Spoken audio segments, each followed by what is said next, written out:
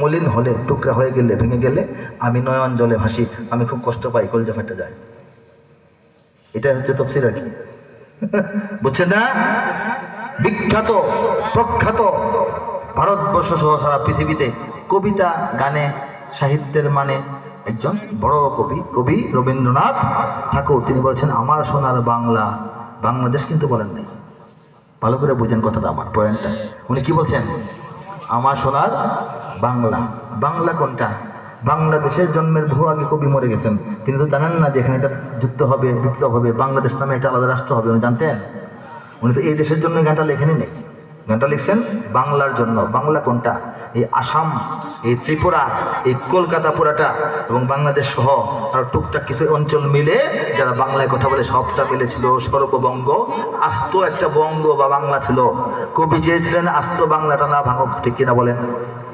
আস্ত বাংলা ভাঙলে কি হয়? ওনার চোখে বাণী পরে। উনি বলেন নাই আমার সোনার বাংলা মানে সবটা বাংলা, আমি তোমাকে ভালোবাসি, তোমার বদন খানি মলিন হলে আমি নয়নের জলে ভাসি। তিনি চেয়েছিলেন পূর্ববঙ্গ এক থাকবে, এটা ভেঙ্গে আর আলাদা কোনো রাষ্ট্র হবে না। আর বাংলাদেশ কিন্তু পূর্ববঙ্গ মিলা হয় নাই, ওইটা ভেঙ্গে আলাদা একটা রাষ্ট্র হয়েছে, ঠিক কিনা বলেন? এই রাষ্ট্রের জন্ম, এই রাষ্ট্রের মানচিত্র, এই রাষ্ট্রের স্বাধীনতা সার্বভৌমত্বের সঙ্গে এই গানটা কি মিলল? কবি কি চান? কবি কি চান? আমরা যেটুকু মানচিত্র নিয়ে বাংলাদেশ করছি এটা আলাদা না হোক, পূর্ববঙ্গ এক থাকুক, ঠিক কিনা? কিন্তু আমরা পশ্চিমবঙ্গ ভারতের দিকে ঠেলে দিয়ে পূর্ববঙ্গ মুসলমানদের নিয়ে আমরা বাংলাদেশ করেছি, ঠিক কিনা বলেন? গানটা কি মিলল? এখন এই জন্যই মাঝে মাঝে আওয়াজ ওঠে যে জাতীয় সঙ্গীত পরিবর্তন করতে হবে। ওঠে কিনা শুনেন কিনা আপনারা? যখনই আওয়াজটা ওঠে, কাকতালীয় ভাবে কিনা জানি না, একটা আওয়াজ আরেকটা উঠে, আমাদের তরুণ বন্ধুরা ফেসবুকে লিখে বইরা ফেলায় যে ইঞ্চি ইঞ্চি মাটি মুহিব খানের এই গান থেকে জাতীয় সঙ্গীত করা হোক। এটা হচ্ছে বাতাস থেকে পাওয়া তথ্য, এটা আমার দাবি বা আমার কথা হিসাবে বলছি না। তবে আমার কথা হলো যে আমার কবিতার সঙ্গে ওনার কবিতা আমি মিলাতে চাই না। উনি তো বিরাট কবি, আমি চাই তার কবিতাটাই বাংলাদেশের কে বলে জাতীয় সঙ্গীত থাকতে পারে, কোনো অসুবিধা নাই, একটা সমাধান করলে হয়। তিনি বলেছেন আমার সোনার বাংলা, আমি তোমায় ভালোবাসি। বাংলা বলতে যত এলাকা আছে, আসাম, ত্রিপুরা, সবটা কলকাতা, এইটা আমাদেরকে দেয়া দিক, তাহলে তো সমস্যা থাকে না। সমাধান ঠিক আছে না? হ্যাঁ,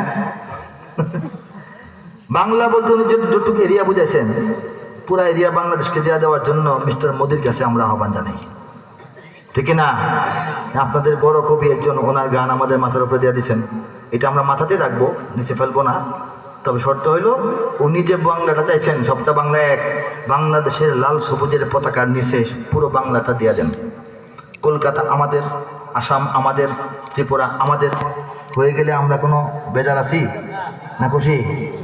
এক পতাকা তলে আসবে এবং তৌহিদের পতাকা আরো বড় করে বানাইতে হবে ইনশাআল্লাহ, ঠিক না?